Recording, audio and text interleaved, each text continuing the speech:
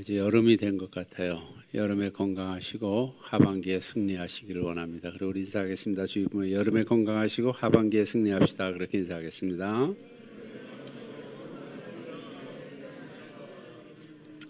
자, 이제 율법서 모세오경 몇 권? 몇 권? 아닌데 땡. 모세오경 오경이라 그랬는데 몇 권? 창세기, 출애굽기, 레위기, 민수기, 신명기, 율법서라고 하는 오경 5권을 마쳤고요. 그 다음에 역사서 몇 권? 12권입니다. 12권 에스더까지 해서 마쳤습니다. 그리고 이제 시가서로 들어갑니다. 말 그대로 시가, 시와 노래가 있는 서신 5권을 나누게 될 텐데요. 유대인들은 정말 문학을 좋아하고 문학을 잘 정리하고 있다고 하는 생각이 들어요. 그래서 시와 노래로 쓴 이 5권의 책을 우리가 앞으로 나누게 될 텐데, 여러분 지난주에 에스더에서도 숨이 뭐가 나온다 그랬죠? 수미상관, 따라붙다 수미상관. 수미상관은 뭐냐 그러면 머리와 꼬리가 같고, 그 다음에 여기가 같고 여기가 같고, 데칼코마니라 그랬죠. 이거 어렵나요? 그림 그릴 때 데칼코마니 한쪽이 물감칠하고 딱 접었다 딱 펴면 양쪽이 똑같은 것처럼 이 수미상관으로 돼 있는 부분이 너무 많습니다.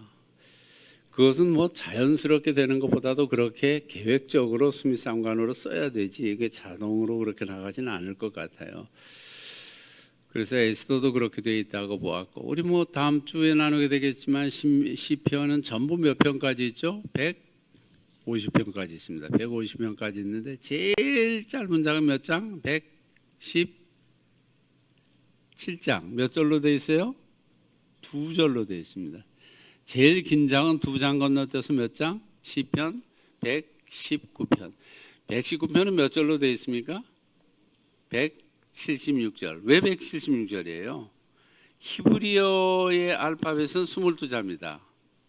알레벳, 김밀, 달렛 해서 22자인데 그 22자 곱하기 각 하나마다 8절씩 되어 있습니다. 그래서 22 곱하기 8은 얼마?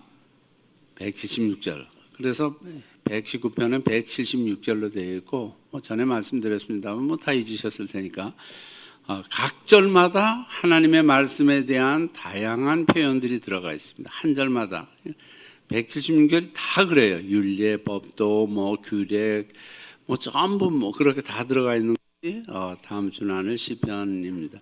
이거 얼마나 문학적으로 뛰어나게 성경을 기술했는지 우리가 보게 됩니다.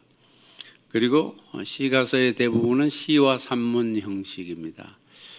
욥이나 전도서 같으면 스토리처럼 보이지만 그러나 그 시의 형식을 빌렸고, 오늘 나눈 욥은 처음에 약간의 산문이 있고 제일 끝에 산문이 있고 나머지는 전부 시입니다. 중간에 전부 시로 되어 있는 책이 욥기서입니다. 42장이나 되는 분량입니다. 길어요. 긴 분량인데, 그렇죠. 읽기 힘드셨죠? 반응 없는 거 봐요. 읽기 힘든 게 뭐냐 그러면 같은 얘기가 계속 나와요. 비슷한 얘기가 계속 반복적으로 나오고, 그 얘기 같고, 보통인의 힘이 아니면 욥기 42편을 다 읽는다는 거 결코 쉬운 일이 아닙니다. 그러나 이 욥기서에는 인생의 철학과 또 놀라운 문학과 하나님의 섭리, 하나님의 뜻이 담겨져 있는 놀라운 책입니다. 그래서 18번째 책 욥기서를 오늘 나누게 될 텐데요. 제목은 이욥입니다. 욥. 영어는 잡입니다. 잡. 어디 많이 들어본 것 같죠? 직업할 때 잡도 그와 같고, 한데 굿잡할 때 그 잡이 고기 같은 잡인데, 욥기서는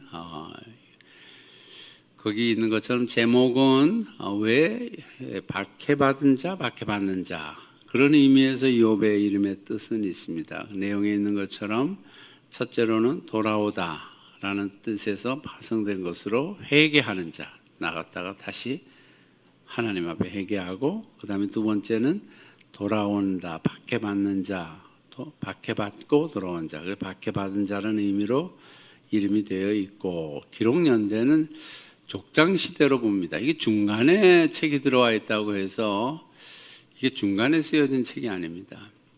제일 먼저 쓰여진 책이 뭘까요? 성경에서 제일 먼저 쓰여진 책이 무엇일까요? 창세기라고 하면 그건 뭐 어수선도 않은 얘기입니다. 창세기 아니라 바로 욥기서입니다. 욥기는 바로 족장 시대에 있었던 이야기고, 그 포로기 이후까지 폭넓게 거론되어 있습니다. 그래서 근데 이 저자를 몰라요. 성경의 많은 부분은 저자를 모르는데, 잘 모르지만 뛰어난 통찰력과 문학적 재능을 가지고 있는 사람일 것이다. 여러 사람을 모세일 것이다. 예레미야일 수도 있다. 시편의 저자 헤만일 수도 있다. 솔로몬일 수도 있다. 뭐 여러 사람을 뽑습니다.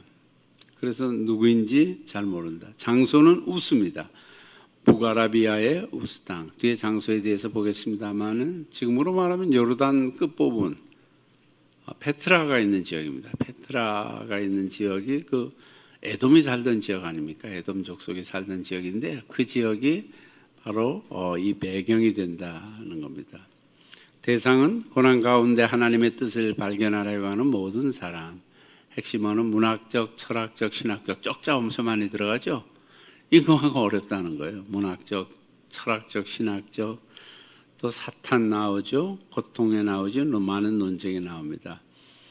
주의 인물은 욥, 엘리바스, 빌다, 소발, 엘리후 다 욥의 친구들이고, 그다음에 후배인 엘리후, 그다음에 욥의 아내.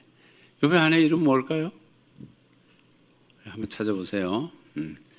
주제, 고난 중에 주님을 깊이 만나고 그분을 더욱 신뢰하라. 기록 목적은 같이 읽겠습니다. 첫 번째, 시작. 고난 중에 있는 자들에게 하나님의 지혜와 계획하심을 깨닫게 하려고. 두 번째, 참된 지혜는 하나님을 경외하는 것으로부터 온다는 것을 가르치기. 세 번째, 고난 중에서도 하나님을 신뢰하게 하기 위하여. 우리 현대인의 성경도 쭉 있습니다. 선하고 전능하신 하나님이 계시다면 왜 세상에 고통이 있는가? 라는 명제가 본서의 주제이다. 우수 땅의 경건한 부자 욥은 어느 모로 보나 나무랄 데 없는 사람이었다. 그러나 삽시간에 그 많은 재산과 자녀를 앗아가고 그를 만신창이로 만드는 비극이 엄습한다. 아내까지 그를 저주하고 그의 세 친구는 욥이 죄의 대가로 고통을 받는다고 단언한다.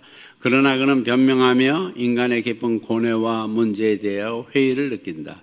철학적이며 종교적인 심오한 사색 끝에 그는 인간의 한계성을 발견하고 이 불가사의한 세상에서 하나님을 발견하는 것이 최선의 길임을 깨닫고 기뻐한다. 다 같이 한마디 시작. 인생에는 이해할 수 없는 일이 많단다.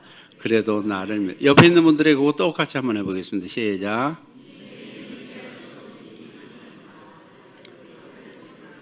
나를 믿으라 하면 안 되죠. 누구를 믿으라 그래야 돼요. 다시 시작. 인생에는 이해할 수 없는 일이 많단다. 그래도 하나님을 믿으라. 예. 분류는 간단합니다. 먼저 문제 제기가 나옵니다. 처음에 욥의 가정에 대한 이야기가 나오고 천상회의가 나옵니다. 천상에서 하나님과 사탄이 이야기하는 내용이 나오고 거기서 뭐라 그래요? 사탄이 내가 세상 땅을 다 돌아다니다 왔습니다. 너 그럼 혹시 욥을 보았느냐? 욥과 같은 사람을 보았느냐? 그 완전하고 하나님을 경외하는 사람이다. 그렇게 말합니다. 천사가 뭐라 그래요? 사탄이 뭐라 그래요? 하나님이 축복하시고 모든 일을 잘 되게 하셨기 때문에 욥이 그렇지 이유 없이 그렇게 하나님을 경외하겠습니까? 그랬더니 하나님이 뭐라 그래요? 너 그럼 가서 욥을 목숨만 빼앗지 말고 모든 시험을 다 해봐라. 모두 그에게 있는 모든 것을 빼앗아 봐라. 그렇게 말하죠. 그래서 욥의 고난이, 저는 욥이라면 굉장히 억울할 거. 하나님이 괜히 자랑하다가 욥만 지질이 고생을 하는 거예요. 죽을 때까지 고생하는 그 모습. 옆에 있는 그림 있잖아요. 그래서 욥이 하나님 밑에서 그래 엄청나게 고생하고 있는 거. 아마 여러분들이 욥을 검색해 보면 그림에 주로 굉장히 고통당하고 만신창이가 된 그런 모습으로 기와장으로 벅벅 자기 몸을 긁고 있는 그런 모습이 나올 겁니다. 그것이 이제 1장, 2장의 서론과도 같이 나오고요. 그것만 산문 형식으로 돼 있고 뒤에 산문 형식으로 나면 전부 시인데 이제 논쟁도 전부 시인 거예요. 3라운드를 띱니다. 욥의 세 친구와 3라운드를 띄고 마지막에 엘리후와 또 1라운드를 뛵니다. 이게 욥이 굉장히 힘들었을 것 같아요. 가뜩이나 힘든데 찾아와서 위로하고 격려해 주기보다는 너 죄 지었으니까 그렇지 인과응보야 이러면서 권선징악이야 막 이러면서 와 그렇게 말하는 거죠. 그래서 세 차례 논쟁이 나오고 엘리후의 반영이 그 다음에 이제 하나님의 말씀이 나옵니다.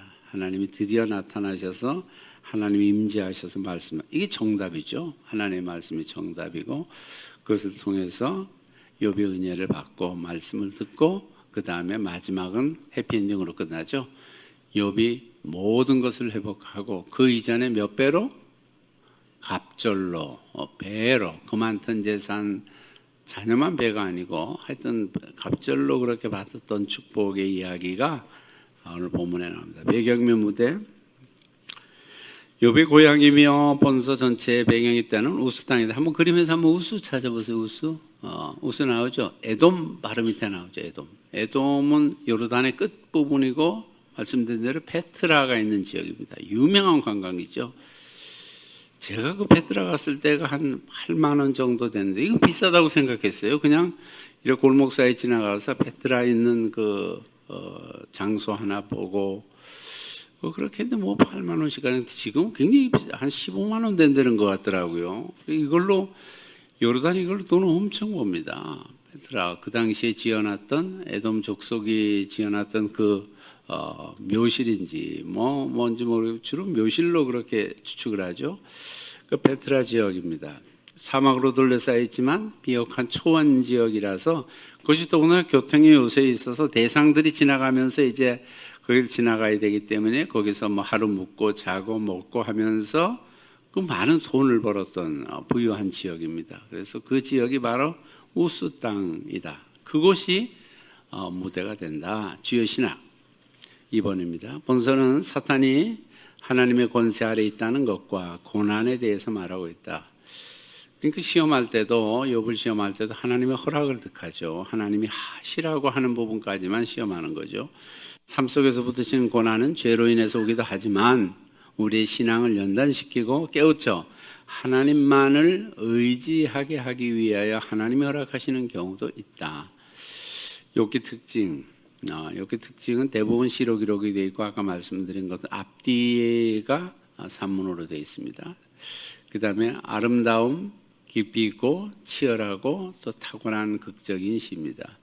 내가 죽게 대하여 눈으로 귀로 듣기만 하였사오나 이제는 눈으로 주를 분명하게 그 시험과 어려움을 지난 다음에 그런 고백을 하고 있습니다. 다루는 연대는 정확한 시간 연대가 뭐 기록이 되어 있지 않기 때문에 잘 알 수 없습니다만은 알만한 동시대 역사적 사건이 언급이 또 없습니다. 그래서 잘 알 수 없는데 아마도 BC 2000년 전 아브라함이나 이삭이나 야곱이나 했던 족장 시대의 사건으로 추측할 힌트들은 여기저기 많다는 겁니다. 그리고 성경에서 말씀드린 대로 가장 오래된 책이다. 오경과 역사서와 예언서의 차이에 대해서 기록이 되어 있고 옆에는 5번 욥기의 세 가지 핵심 주제 정통교리의 문제점. 정통교리가 뭐예요? 인과응보나 권선징악 이런 게 정통교리거든요. 그것에 대한 문제점을 지적하고 고난에 대해서 통찰합니다. 고난의 깊이에 대해서 보게 해주고 결국 그를 통해서 하나님은 어떤 분이신가를 말합니다. 욥기의 소개가 처음에 나와 있는데 욥은 처음에 흠없는 사람이에요. 참 대단한 사람이죠. 또 정직하고요. 하나님을 사랑하는 사람이고 예배하는 사람이고 또 악을 미워하는 그런 사람. 굉장히 모범적인 범생입니다. 아주 욥이 그렇게 기록이 되어 있고 6번에 보면 욥기에 나타나는 예수 그리스도 대속자로 인정합니다. 나의 대속자가 살아계시니 그럽니다. 대속자에 대해서 욥은 또 중보자를 갈구하며 기도합니다. 또 예수 그리스도는 믿는 자의 생명 구속자, 중보자, 변호자인 것이 욥이 보는 관점과 같다는 겁니다. 실제적인 또 대응책도 마련하고요. 여기서는 문제에 대한 답을 해주고 있는데 첫 번째 고난에 대한 성경적인 관점, 고난이 왜 오는가 하는 것에 대해서 또 모든 것을 잃고 왜 하필 나에게 왜 씨름하는 그런 모습을 대해서 답해 줍니다. 그 다음에 세 번째 고난은 항상 죄 때문에 초래되는 것이 아니라는 것을 말씀해 주고 있죠. 하나님은 종생 절대 주권 속에서 시험하시기도 하시고 가르치시기 위해 고난을 허락하실 때도 있다는 겁니다. 그래서 그 삼정 축복 상중 고난 8번인데요. 자신 집 소유물 보면 그 있는 대로 고난과 질병, 자신은 그렇습니다. 집은 자녀의 죽음, 열자녀가 모두 죽습니다. 참 이 얼마나 힘든 일이겠어요. 또 모든 소유물을 상실합니다. 그래서 모든 것을 잃어버린 상실감이 있습니다. 병으로 인한 실질적인 통증과 고통이 있습니다. 또 그의 소유물이 모두 소유를 상실하게 되는 그런 부분들이 있다는 것을 보게 됩니다. 9번, 욥이 경험한 고난과 회복. 고난을 보면 그 성경에 나와 있는 대로입니다. 경제적 손실입니다. 일단은 양 7,000마리가 불에 탑니다. 낙타 3,000마리를 빼앗깁니다. 소 1,000마리를 빼앗깁니다. 500상인데요. 암나귀 500마리를 다 빼앗깁니다. 그것도 뭐 자연사 죽음이나 질병의 죽음이 아니라 옆에 이웃 나라 동네에서 와서 다 빼앗아가는 그런 고통을 당합니다. 또 관계를 다 잃습니다. 종들이 죽습니다. 아들 10명이 한꺼번에 죽습니다. 아내는 또 악담하고 도망갑니다. 이거 어떻게 살아야 될 존재조차 없을, 이유조차 없을 만큼 모든 것을 잃어요. 근데 회복이 됩니다. 마지막 부분에 회복이 되는데, 양은 14,000마리를 몇 배입니까? 꼭 2배, 7,000마리였었는데, 그 다음에 낙타는 3,000마리였었는데 6,000마리, 소는 1,000마리였었는데 2,000마리, 암나귀는 또 배를 얻습니다. 배나 하나님께서 고난 이후에 주셨어요. 육체적 질병, 고난을 이겨내는 140년까지 살면서 아들과 손자 4대를 보았다는 겁니다. 4대를 보았다. 관계에서도 잃었었는데 아들 3명과 딸 3명을 또 낳았어요. 또 10명을 낳았습니다. 20명이 낳았어요. 모든 형제자매와 이전에 알던 이들이 다 욥의 집에 와서 함께 음식을 먹고, 관계도 다 재앙 겪은 욥을 위로하며 그에게 은 한 조각과 금가락지를 가져다 줍니다. 부조도 해주고, 그러면서 모든 관계도 회복이 됩니다. 옆에 있는 게 이제 지혜서, 우리가 나눌 지혜서인데 잠언, 욥기, 전도, 아가서, 어떻게 차이가 있는가, 또 어떤 대상에게 쓰는 책인가 알고요. 그 다음에 이제 5 친구들에 대해서 나와 있는 게 있어요. 엘리바스, 빌다, 소발, 엘리후, 욥. 그에 대해서 각자의 견해. 엘리바스는 경험주의입니다. 인생의 체험을 중심으로 한 인과응보의 사상을 가지고 있었고요. 고난은 죄의 결과라는 보편적인 사람들이 믿는 믿음을 가지고 있었고, 빌닷은 전통주의, 하나님의 공의를 굳게 하지 않으신다는 전통적 신앙과 고난이 죄 때문이라고 하는 전통적 교훈을 주장합니다. 그 다음에 소발은 도덕주의입니다. 도덕적 교리적인 입장에서 보고 죄에 대한 당연한 분기, 이게 다 똑같아요. 그 다음에 소발, 엘리후는 교훈주의입니다. 선한 하나님께서 고난을 통해 가르치고 훈련시켜 성숙케 하시는 방법이고 수단이다. 교육적 고난이다는 것을 그건 또 다르게 좀 이야기를 하는 거예요. 교육의 방법의 하나일 수 있다. 욥은 신상주의입니다. 고난은 죄의 결과임을 부인합니다. 고난은 불의가 고통을, 의가 평화를 가져오는 응보적 원리라고 그는 믿습니다. 그 옆에 있는 베헤못과 리워야다는 욥기서에 나오는 그 당시에 있었던 그 큰 동물들이에요. 무섭고 강력한 힘을 가지고 있었던 동물들인데, 베헤못은 아마 하마처럼 표현이 되고 있고, 리워야다는 해양 파충류, 해양 공룡처럼 그렇게 기록이 되어 있다는 거거든요.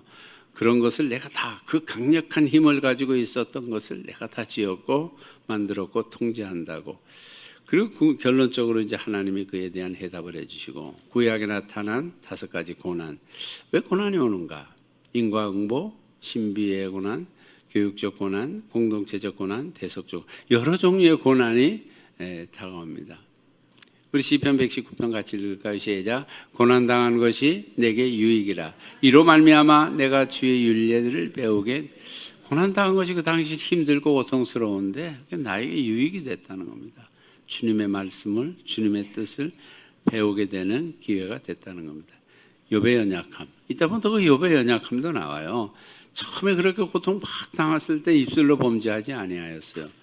가다가 또 이제 힘들어지니까 3장 1절 입을 열어 생일이 너무 저주스럽다. 왜 내가 태어났는지 저주스럽다. 이렇게 막 저주합니다. 그다음에 11절에 뭐 태에서 죽어 나오지. 아, 태에서 죽어 안 나온 사람은 얼마나 복 있는 사람인가. 또 음부에 들어가 있는 사람, 거기서 피곤한 사람 쉼을 얻지 않게 난 쉼 없이 이렇게 고통을 받고 있다는 겁니다. 욥기의 구성 13번. 다양한 문학적 형태, 산문시, 대화, 논쟁, 송사, 찬양, 교훈이 탄탄한 문학적 구성, 신학적 깊은 논쟁. 욥기 유명 구절 같이 한번 읽겠습니다. 시작. 이르되 내가 모태에서 알몸으로 나왔사온즉 또한 알몸이 그리로 돌아가올지라. 주시니도 여호와시요 거두시니도 여호와시니 여호와의 이름이 찬송을 받으실지니이다. 5장 8절. 나라면 하나님을 찾겠고 내 일을 하나님께 의탁하리라. 19장. 내가 살아계시니 마침내 그가 땅 위에 서실 것이라. 42장. 내가 죽게 대하여 귀로 듣기만 하였사오나 이제는 눈으로 이 그 다음에 있는 말씀 8장 7절은 우리가 어디에서 제일 많이 볼 수 있죠? 사업체 가면은 많이 걸려 있는 건데 하나님 말씀이 아닌데도요. 내용은 너무 좋잖아요. 그래서 사람들이 사업체에서 갈 때마다 이거 걸어고 내 시작은 미약하였으나 내 나중은 심히 창대하리라. 빌다시 한 말입니다. 빌다시 한 말인데 그게 다 사실 욥에게 그게 맞지 않거든요. 사실이 아닌데도 그렇게 말씀하는 말씀이 우리 익숙한 욥기에 있는 말씀들입니다. 그래서 욥기서의 메시지를 몇 가지 좀 나눌 텐데 대부분 교회 오래 다니신 분들 하면 욥 하면 떠오르는 이미지가 있어요. 행복일까요? 기쁨일까요? 고난일까요? 고난입니다. 어려움 당할 때마다 욥기가 떠오르는 거예요. 욥이 생각나는 거예요. 그렇습니다. 사실 고난이 없는 사람은 별로 없습니다. 그런데 고난이 힘든 것은 고난의 이유와 결과에 대해서 잘 모르기 때문에 그래요. 고난의 이유를 분명히 알면 참고 견디겠는데 아무것도 할 수 없습니다. 그리고 그를 아는 사람들은 고난을 이겨내고 결국 승리할 텐데 그러지 않다는 거예요. 여러분 올림픽에 나가는 예비 선수들이 자신과의 싸움에 얼마나 처절하고 고통스럽게 임합니까? 밥 한 번 실컷 먹지 않습니다. 한 번 먹으면 될 텐데 밤에 치킨 한 번 시켜 먹지 않아요. 그러고 견딥니다. 잠 한 번 실컷 자지 못하면서도 인내하며 훈련에 임하면 이유는 간단합니다. 결과를 미리 예상하기 때문에 그것을 바라보기 때문이에요. 무슨 메달? 금메달. 금메달 바라보면서 그것 때문에 참고 견디는 그런 모습이 그에게 있는 것을 우리가 잘 알고 있습니다. 먼저 김윤희 교수님의 개관을 우리가 듣도록 하겠습니다.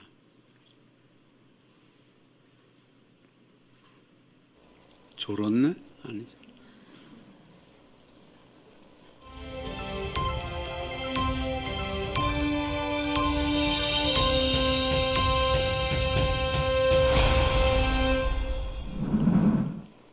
안녕하세요. 이번에는 욥기에 대해 살펴보겠습니다. 욥기를 누가 썼는지에 대해서는 본문에 뚜렷한 단서가 없기 때문에 알기 힘듭니다. 욥이 썼다는 이론부터 엘리후, 모세, 솔로몬, 히스기야, 이사야, 에레미야까지 다양한 인물이 저자라는 의견이 제시되었습니다. 욥기가 쓰여진 저작 연대도 주전 13세기부터 2세기에 이르기까지 견해가 다양하며 어느 것이 맞다고 결론을 내리기가 힘듭니다. 제목은 에스더처럼 주인공의 이름을 따서 지어졌습니다. 욥은 박해받은 자라는 뜻을 가지고 있습니다.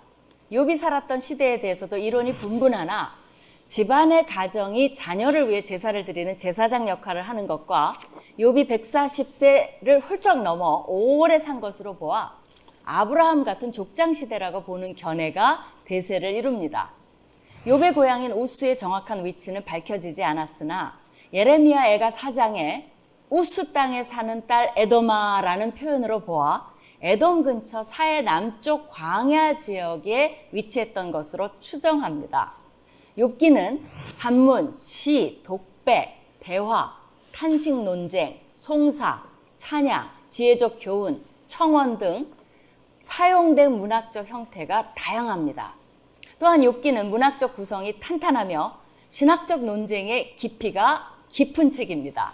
전체 구조는 서론, 욥의 세 친구들과의 3번에 걸친 논쟁, 엘리후의 스피치와 여호와의 스피치 그리고 결론으로 나누어져 있습니다. 서론격인 1, 2장에서는 천상의 대화를 소개해 줌으로써 독자들이 욥이 당하는 고통의 이유에 대해 알고 욥 전체를 보는 특권을 갖게 됩니다. 그래서 독자들은 욥과 욥을 위로하러 온 친구들 사이에 대화를 간접적으로 듣고 그들의 말을 평가할 수 있는 유리한 관점을 갖게 됩니다. 그리고 마지막 38장에서 42장에 나오는 여호와의 스피치를 통해 하나님의 관점에 대해 듣고 모든 것을 정리하며 한 단계 더 업그레이드된 하나님에 대한 이해와 신앙을 가지게 됩니다. 문학적으로 탁월하면서도 고난이라는 어려운 주제를 딱딱하지 않으면서도 철학적으로 깊이 있게 신학적으로도 정교하게 잘 조명한 책이라고 할 수 있습니다. 욥기는 많은 것을 가르쳐 주지만 그 중에서 3가지 주제를 선택하여 소개하면 다음과 같습니다. 첫째, 욥기는 이스라엘의 전통적인 지혜자들의 견해가 가지고 있는 공통적인 문제점을 지적합니다. 그들은 고난을 당하는 것이 죄의 증거라는 정통 교리를 가지고 변론하므로 욥의 고난에 대해 잘못된 견해를 보여줍니다. 동시에 인간이 겪는 고통의 신비를 통찰하는 인간 지혜의 한계를 드러냅니다.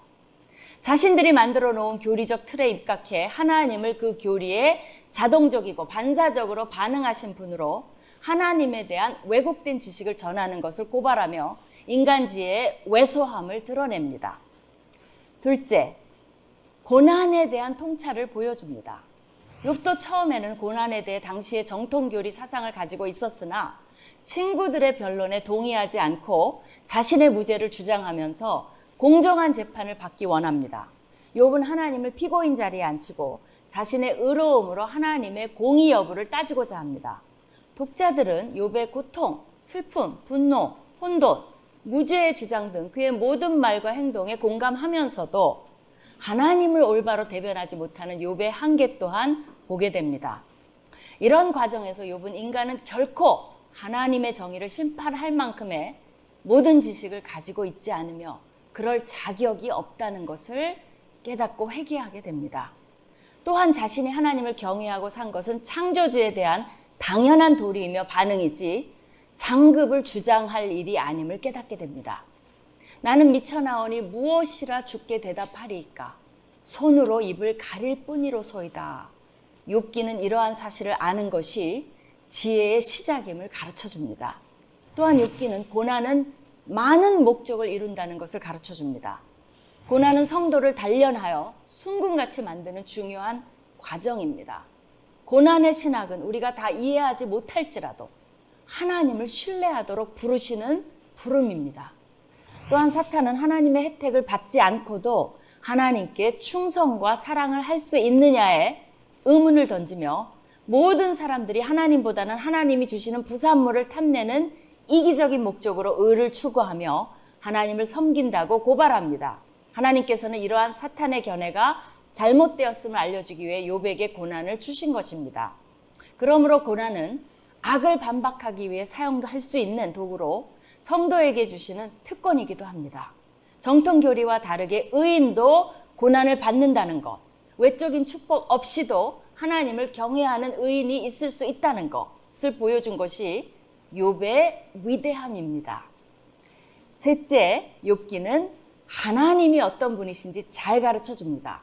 욥기는 욥이라는 인간의 이야기가 아니라 하나님에 대한 이야기입니다. 하나님께서는 왜 무고한 자가 고통을 당하는지에 대해서 설명해 주지 않습니다. 단지 창조주의 능력과 목적을 알려주고 인간의 한계를 보여주십니다. 그분의 정의를 의심하지 않고 그분은 항상 정의로우심을 신뢰하는 것이 여호와를 경외하는 것임을 가르쳐 줍니다. 그것이 지혜의 시작입니다. 여러분이 지금 경험하고 있는 고난이 있다면 욥기를 읽으며 하나님을 깊게 만나시고 그분을 더욱 신뢰하며 힘을 얻으시는 시간 되시기를 축원합니다. 1장에 나오는 것은 먼저 욥의 간단한 소개, 프로필이 나오거든요. 욥이 어떤 사람이었고 욥의 가정은 어떤 사람이며 그 가정에 있었던 한 에피소드를 소개해 주는 것으로 1장이 시작이 됩니다. 1장 1절에 보면 우스 땅에 욥이라 불리는 사람이 있었는데 그 사람은 어때요? 온전하고 그 다음에 정직하여 하나님을 경외하며 악에서 4가지가 나와 있는데 온전, 정직, 경외, 악에서 떠난 자. 전부 하나하나 굉장히 부담되고 쉽지 않은 일이잖아요.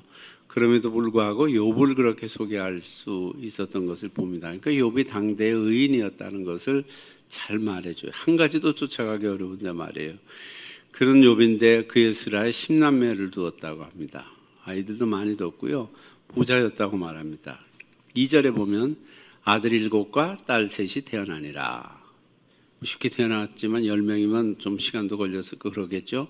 그 다음에 3절에 소유가 나옵니다. 그의 소유물은 양이 7천, 낙타가 3천, 소가 500결이, 암나귀가 500마리, 종도 많고 이 사람은 동방 사람 중에 가장 훌륭한 자. 이게 뭐 이런 게 많아서 훌륭한 자가 아니라 지금까지 소개를 통해서 욥이 의인이고 훌륭한 존경할 만한 사람이었다는 것을 말해요. 그러나 부자로서 많이 소유한 것과 자녀뿐 아니라 한마디 더 소개되는 것이 있는데 가장 훌륭한 자라. 이게 쉽지 않잖아요. 동방에서 가장 훌륭한 자라. 그러나 더 대단한 것은 그가 가정에 있어서 한 에피소드 한 이야기를 하고 있는데요. 생일날이 되면 아이들이 이제 뭐 자기 친구들이나 이렇게 가족들을 이렇게 초청을 해서 잔치를 하잖아요. 그래서 이렇게 말합니다. 그의 아들들이 자기 생일에 각각 자기 집에서 잔치를 베풀고 그의 누이 3명도 청하여 아들들만 하는 걸 누이도 다 함께 먹고 마시더라. 그들이 차례대로 잔치를 끝내면 욥이 그들을 불러다가 성결하게 하되 아침에 일어나서 그들의 명수대로 혹시 잔치하면서 죄 지었을 수도 있잖아요. 포도주 많이 마시고 취하고 뭐 노아도 그랬는데 그래서 혹시 죄가 지었다는 것을 단언하는 것이 아니라 혹시라도 죄를 범하여 하나님을 욕되게 했으면 어떨까 생각해서 가정에서 그렇게 자녀들을 이렇게 생일잔치 끝난 다음에 모여서 번제 드리고 제사 드리고 기도하면서 가는 시간을 갖는다는 거예요. 그러니까 이게 쉽지 않잖아요. 얼마나 그 가정을 철저히 하나님 앞에 드리며 살아가는지를 본을 보였고 마지막 본에 이렇게 나와요. 욥의 행위가 항상 이러하였더라. 한두 번만 그러는 것이 아니라 항상 생일잔치 있어서 파티하면 파티 이후에 자녀들을 모아두고 너 혹시 범죄한 것 없니? 과한 것 없었니? 이러면서 그런다는 거예요. 이렇게 살아가는 욥이었다고 말합니다. 그러니까 의인인 거죠. 근데 두 번째 보면 그런 그에게 고난이 닥쳐옵니다. 뭐 자신의 잘못도 아니고 하나님이 그에게 고난을 허락하시는데 6절에 보면 하나님의 아들들이 와서 여호와 앞에 섰고 사탄도 이제 천상회의라 그랬잖아요.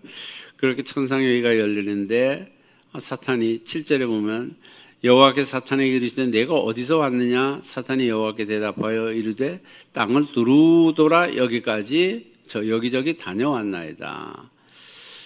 그리고 뭐라고 하십니까? 갑자기 욥을 자랑하는 거예요. 여러분도 뭐 자녀들 자랑하고 싶을 수 있잖아요. 그런데 하나님도 그러신 것 같아요. 욥 나 얼마나 잘 믿고 얼마나 정직하고 얼마나 반듯하게 사는지 몰라. 욥도 봤지? 이제 사탄에게 그러는 거예요. 하나님도 주책이라 그러면 안 되지만 하여튼 하나님이 욥을 그렇게 자랑하고 싶은 거예요. 사탄 앞에서. 그랬더니 8절에 보면 내가 내 종 욥을 주의하여 잘 봤니? 그와 같이 온전하고 정직하여 하나님을 경외하며 여기서 떠난 자는 세상에 없다. 이러면서 이제 욥을 자랑하니까 사탄이 뭐라 그래요? 이유 없이 그러겠어요? 그러는 거예요. 어찌 까닭 없이 하나님을 경외하겠습니까?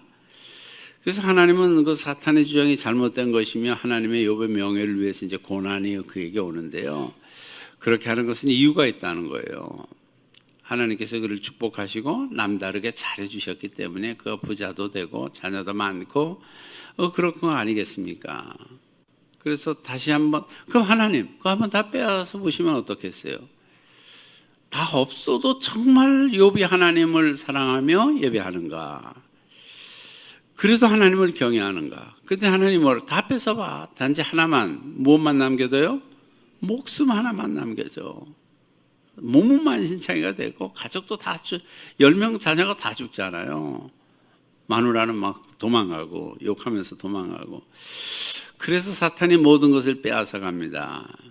13절에서 19절까지 얼마나 빼앗아 가는지 쭉 한번 읽겠습니다. 13절 시작. 하루는 욥의 자녀들이 그 마달들의 집에서 음식을 먹으며 포도주를 마실 때 사환이 욥에게 와서 이르되 소는 밭을 갈고 나귀는 그 곁에서 물을 먹는데 스밧 사람이 갑자기 이르러 그것들을 빼앗고 칼로 종들을 죽였나이다.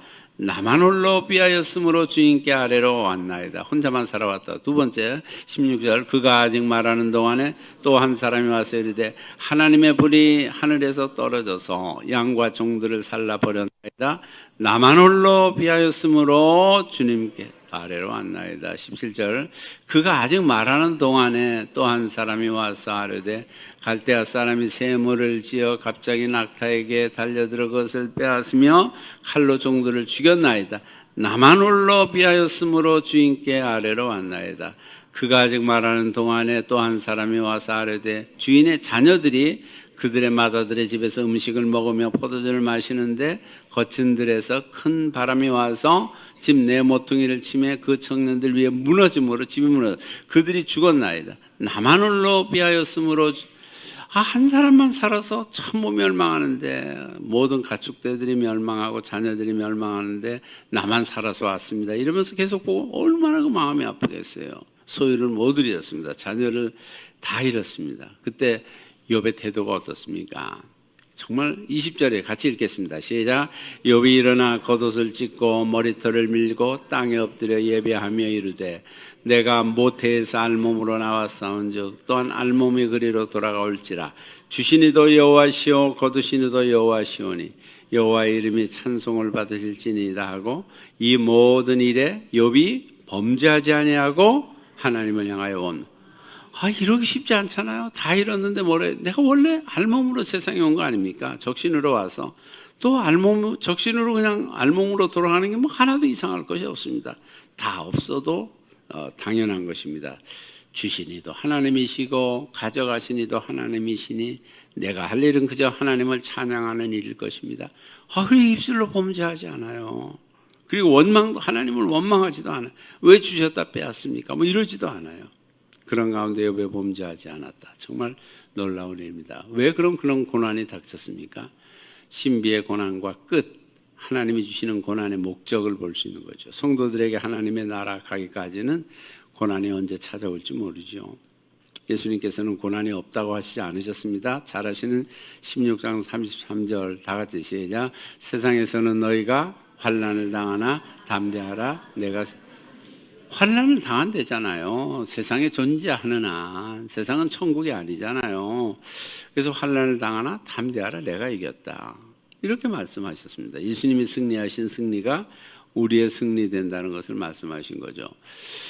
그런데 그 고난이 맹목적인 고난이 아니라는 겁니다. 또 잘 아시는 말씀처럼 우리 로마서 8장 다 같이 읽겠습니다. 시작. 생각하건대 현재의 고난은 장차 우리에게 나타날 영광과 지금 우리가 좀 고난을 당할 수 있지만 미래에 나타날 그 영광과 하나님이 주시는 은혜의 선물 비교도 할 수 없다. 게임이 안 된다는 겁니다. 우리 이후에 주시는 하나님의 영광, 하나님의 은혜는 너무 크다. 비교도 할 수가 없다. 그래서 현재의 영광과 미래의 영광, 현재 고난과 미래의 영광을 비교하고 있습니다. 또 시편 기자는 119편 아까 있는 것처럼 시작. 고난당한 것이 내게 유익이라 이로 말미암아 내가 주의 율례들을 그랬잖아요. 아까 보았잖아요. 고난당한 것 때문에 내가 하나님의 말씀을 깨닫고 분명하게 선명하게 알게 되는 기회가 됐다는 겁니다. 그래서 이해할 수 없는 신비의 고난이 있으며 동시에 그 모든 고난에는 끝이 있다는 겁니다. 고난은 하나님을 향해 더 가까이 나아가는 다리 역할을 하기도 한다는 겁니다. 그러니까 고난이 오면 우리는 그를 맞아야 되는 거죠.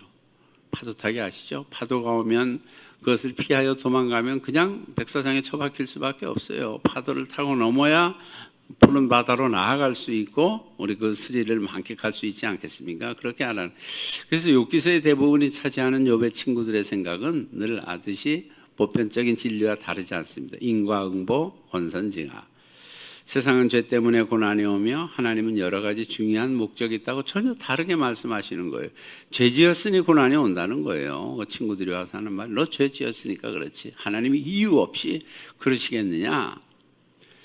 우리도 그렇잖아. 어떤 성도나 가정이 좀 어려움이 있으면 가서 격려해 주는 것보다 너 죄가 뭐야?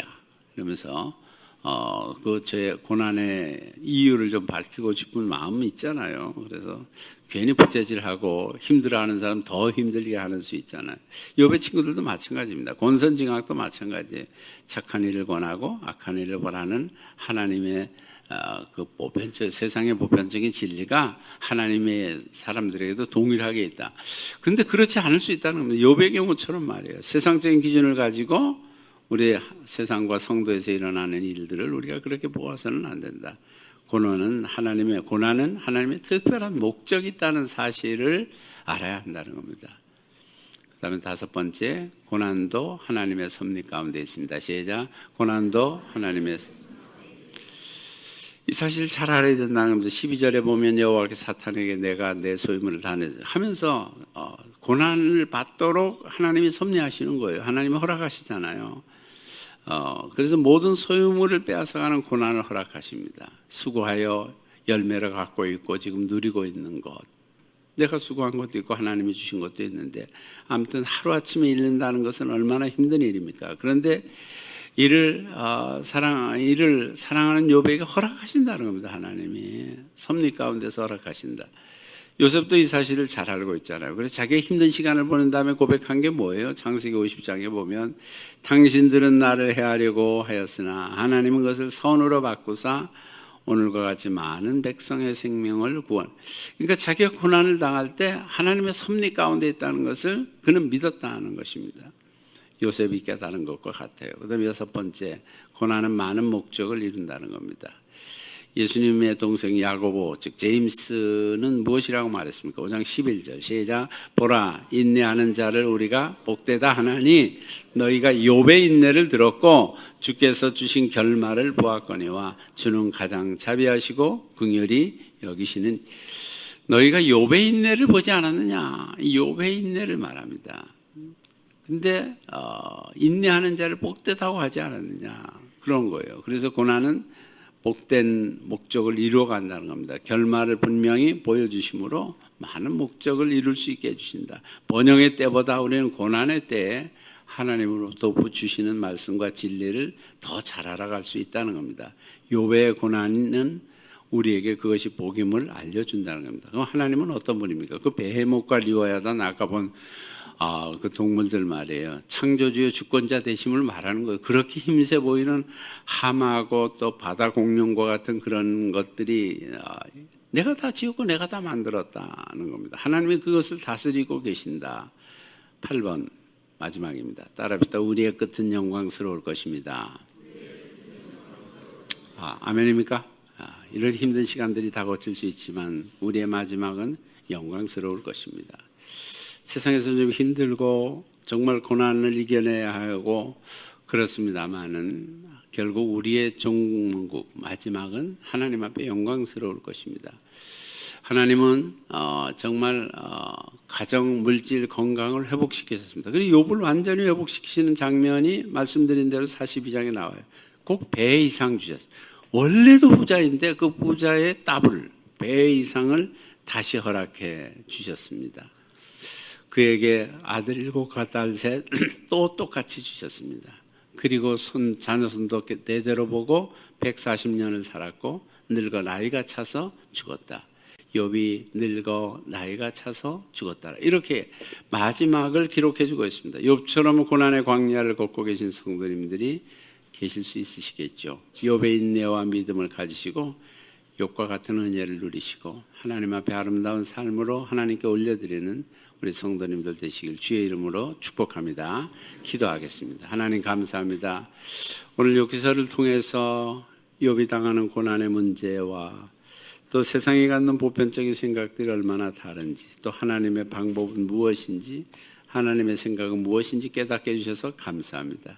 우리가 살아가면서 당하는 고난의 문제와 어려움이 있을 때마다 우리 욥의 인내를 저희들이 배우고 듣게 하시고 그를 통해서 인내하고 승리해 나가는 저희들 되도록 축복해 주시옵소서. 예수님의 이름으로 기도드립니다. 아멘.